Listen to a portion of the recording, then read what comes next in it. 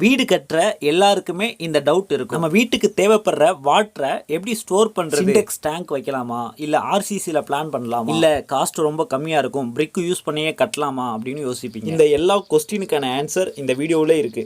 இந்த 3500 litres capacity கொண்ட இந்த வாட்டர் டேங்கை பிரிக் வச்சு கட்டியிருக்காங்க. அதோட விளைவா இப்ப பாத்தீங்கன்னா இந்த டேங்க் ஃபுல்லா கிராக் வந்துருச்சு, லீக்கேஜ் அதிகமா இருக்கு. ஆக மொத்தத்துல வீடு கட்டி சில வருஷங்கள்லேயே இந்த வாட்டர் டேங்கை யூஸ் பண்ண முடியறது இல்லை. நம்ம எங்கெங்கெல்லாம் வாட்டரை பல்காக சேவ் பண்ணுறோமோ அங்கெல்லாம் கண்டிப்பாக ஆர்சிசியில் மட்டும்தான் வாட்டர் டேங்க் பிளான் பண்ணணும். அப்போ தான் எந்த பிரச்சனையும் வராது. வாட்டர் டேங்க் பிளான் பண்ணும்போது வீட்டோட ரூஃப் லெவலில் இருந்து ஒரு 2-3 ஃபீட் ஏற்றி தான் வாட்டர் டேங்கை நம்ம பிளான் பண்ணணும். சப்போஸ் ஃபியூச்சரில் ஏதாச்சும் ப்ராப்ளம் வந்தாலும் அப்போ தான் நம்ம ஈஸியாக சரி பண்ண முடியும். நம்ம வீடு கட்டும்போது நம்ம அமௌண்ட்டை சேவ் பண்ணுறதுக்காக பண்ணுற சின்ன தவறு பெரிய பாதிப்பை ஏற்படுத்தும். ஆர்சிசியில் வாட்டர் டேங்க் கட்டிட்டு வாட்டர் ப்ரூஃபிங் பண்ணிட்டோம் அப்படின்னா எந்த பிரச்சனையும் இருக்காது. பிரிக்கில் கண்டிப்பாக கட்டக்கூடாது. ஏன் அப்படின்னா வாட்டரோட டென்சிட்டி